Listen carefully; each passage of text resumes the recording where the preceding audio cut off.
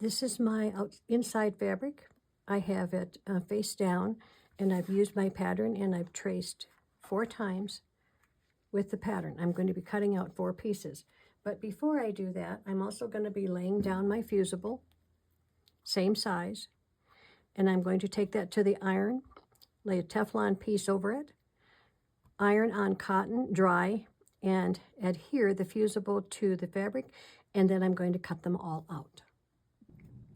All pieces have been cut out and fused. This is the inside fabric, this is the stabilizer, and this is the outside fabric. We're going to make a sandwich and we're going to press it all together. Be sure that you have got the right side facing down, and then you're going to put the stabilizer down, and then you're going to put the fabric, the inside fabric down.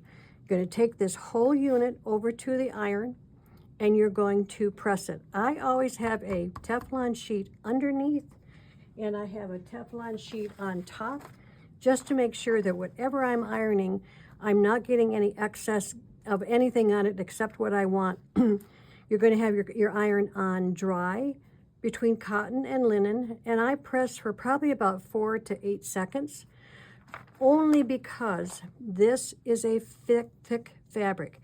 If I was using 2 pieces of regular cotton fabric, I would do it probably 5 seconds at the most. But in any case, go ahead and do that. Fuse this all together and trim it down so that it's all even on all 4 of your panels.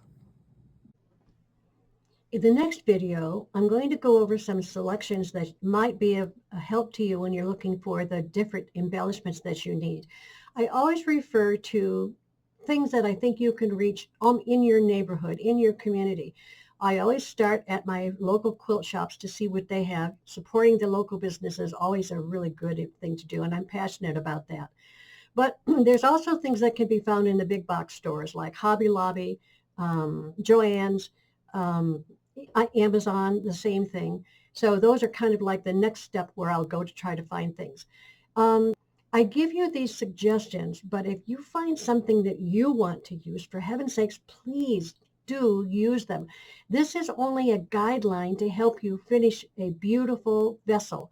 And if you want to use themes, for example, I'm working on one right now for Hanukkah, and it's in gold, in blue, and white, and it's beautiful.